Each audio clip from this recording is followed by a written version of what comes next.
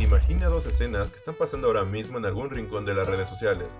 En la primera, un adolescente camina a cuatro patas por su cuarto, se pone una máscara con orejas de perro y explica completamente serio que por dentro se siente ese animal. En la segunda, un grupo de chicos se juntan, forman un círculo y uno a uno pasa al centro para enfrentarse al otro sin tocarlo.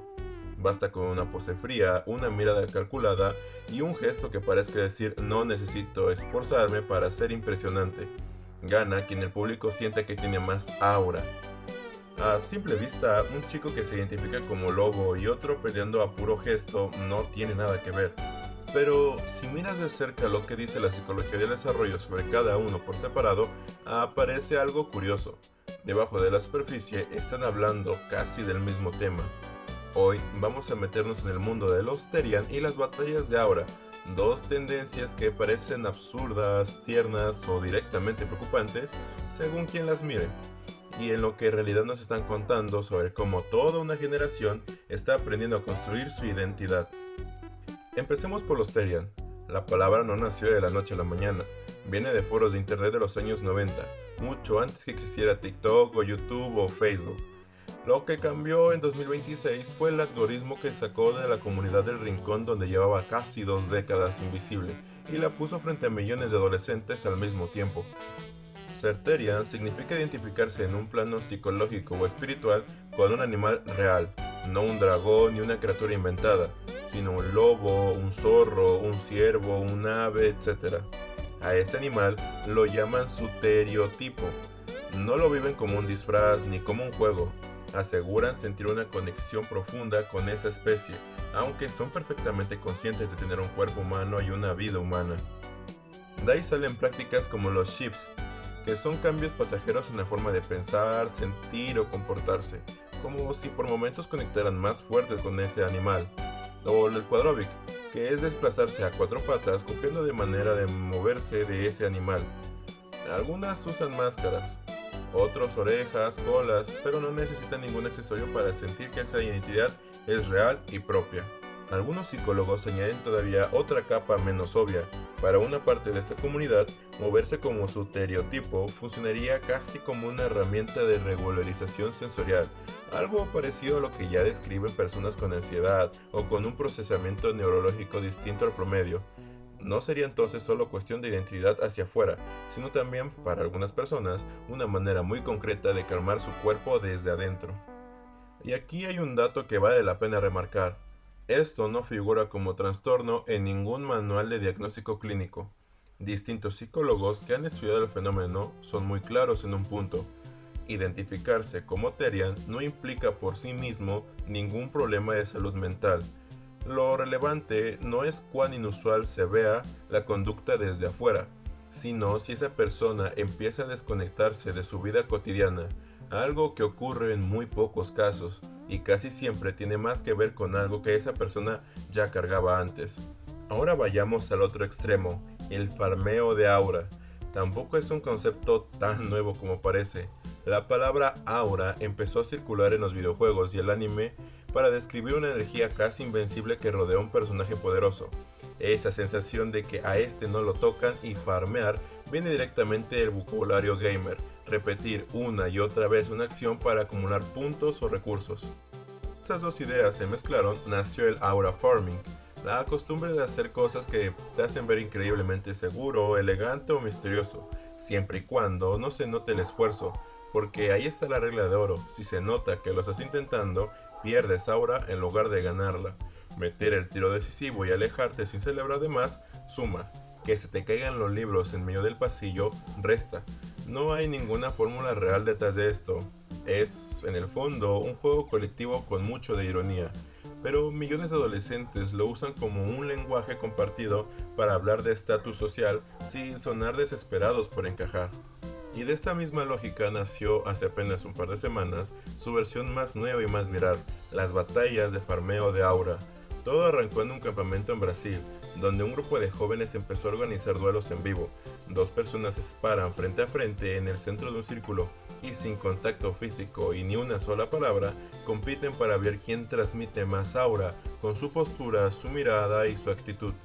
No hay jurado, es el público con sus gritos y su reacción en el que decide quién ganó. Los primeros videos se volvieron virales en redes de habla portuguesa y española, y en cuestión de semanas ya se estaba hablando y replicando en los patios de cualquier parte del mundo. Entonces, ¿qué tienen en común un chico que se identifica con un lobo y otro que entrena su aura frente al público? A primera vista parecen fenómenos opuestos. Uno habla de quién eres por dentro y el otro de cómo te perciben por fuera. Pero la psicología del desarrollo lleva décadas describiendo exactamente el terreno donde crecen los dos. Según Erik Erikson, la adolescencia es, sobre todo, la etapa de identidad frente a la confusión de roles, el momento en el que una persona prueba distintas versiones de sí misma, donde encaja y necesita de forma casi inevitable sentirse aceptada por un grupo. Generaciones anteriores resolvían esa búsqueda eligiendo una tribu urbana, te volvías punk, emo o gótico, adoptabas la ropa y la música y encontrabas a tu gente en el patio del colegio. Hoy esa misma búsqueda se resuelve convirtiéndote en Terian o entrenando tu aura frente a una cámara, pero el motor de fondo no cambió nada. Seguimos hablando de pertenecer, de ser visto, de ser aceptado por alguien más. Lo único que se actualiza generación tras generación es el disfraz. La necesidad de fondo se mantiene intacta. Lo que sí es distinto ahora es el terreno donde ocurre esa búsqueda. Hay algo que casi nadie nombra. El algoritmo no es un simple espejo que refleja lo que a alguien ya le interesaba. Es un participante activo. Basta con que un adolescente se quede mirando unos segundos de más un video sobre Quadrovic o sobre una batalla de aura para que la plataforma interprete esto como una señal de fuerte interés y empiece a llenarle el feed de contenido cada vez más parecido. En pocos días, sin haberlo buscado demasiado, esa persona descubre que del otro lado de la pantalla ya había una comunidad entera esperándola. Ninguna generación anterior tuvo un actor tan presente y a la vez tan invisible, empujando su proceso de identidad desde adentro del teléfono. Hay todavía una segunda capa, quizás la más interesante de todas. Aunque parezcan mundos opuestos, ambos comparten una obsesión casi idéntica por la autenticidad. Terian insiste que su shift no es actuado, que lo siente de verdad, que no está interpretando un personaje. Y en el farmeo de aura, la regla número uno es exactamente que el esfuerzo no se note, porque en el instante que parece que estás actuando para la cámara, pierdes puntos. Los dos mundos, sin haberse puesto de acuerdo, llegan a la misma conclusión. Lo más valioso que puedes mostrar a tu comunidad es que eres genuino. Y sin embargo, los dos ocurren dentro de un espacio completamente grabado, editado y evaluado por un público en tiempo real. Esa tensión, parecer auténtico y al mismo tiempo estar todo el tiempo actuando para una audiencia, puede ser una de las contradicciones más agotadoras de crecer en esta época. Incluso el vocabulario los delata. Farmear aura, tener un estereotipo, entrar en batalla, son palabras sacadas directamente de los videojuegos. Una generación que creció subiendo de nivel, clasificando personajes y compitiendo en línea, hoy usa exactamente ese mismo lenguaje para hablar de su identidad y de su lugar dentro del grupo, sin proponérselo. Le impusieron reglas, puntos y hasta un marcador a algo que para las generaciones anteriores fue puro desorden y pura incertidumbre, la pregunta de ¿quién soy? Si eres madre, padre, docente o simplemente alguien que ve estos videos sin entender nada, la reacción más común suele ser una de dos, reírse o prohibirlo de raíz. Las dos opciones suelen fallar por el mismo motivo. Cuando algo le da a un adolescente sentido de pertenencia, prohibirlo de forma rígida casi nunca lo apaga, casi siempre logra el efecto contrario, o simplemente lo empuja a esconderlo mejor.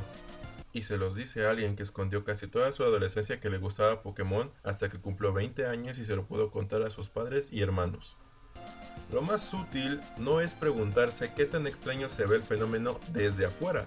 Lo más sutil es mirar a la persona. ¿Está durmiendo bien? ¿Sigue yendo a clases o manteniendo sus responsabilidades? ¿Conserva otras amistades o otros intereses además de la comunidad? ¿Bajó su ánimo o su rendimiento de forma notoria? Cuando la respuesta es que su día a día sigue siendo diverso, activo, sin señales de deterioro y evidente, casi siempre se trata de una exploración de identidad sana, la misma que atravesaron todas las generaciones antes de esta, solo que con otro nombre y otro disfraz. Cuando en cambio todo empieza reduciéndose a un único símbolo y el resto de la vida se va apagando alrededor, ahí sí vale la pena acercarse con más atención y sobre todo acompañar en lugar de juzgar. Al final, ni los Terian ni las batallas de ahora son realmente sobre logos ni sobre puntos invisibles. Son la parte más visible de algo mucho más humano. Una generación entera que creció conectada a internet casi desde que aprendió a caminar, buscando, como todas las generaciones anteriores, un lugar donde encajar, una tribu que la reciba y una forma de decir aquí estoy, mírenme, sin sonar tan desesperada como probablemente se siente por dentro. La próxima vez que veas a alguien caminando a cuatro patas o parado en el centro de un círculo tratando de parecer imponentemente tranquilo, tal vez valga la pena no reírse primero.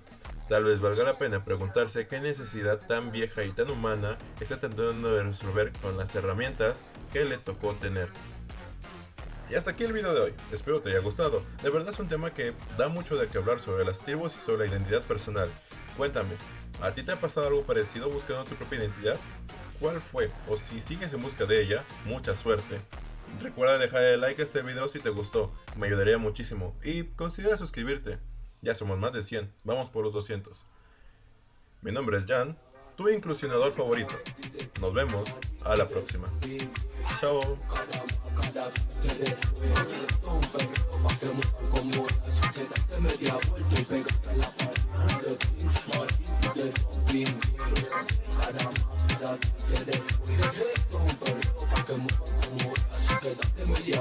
Que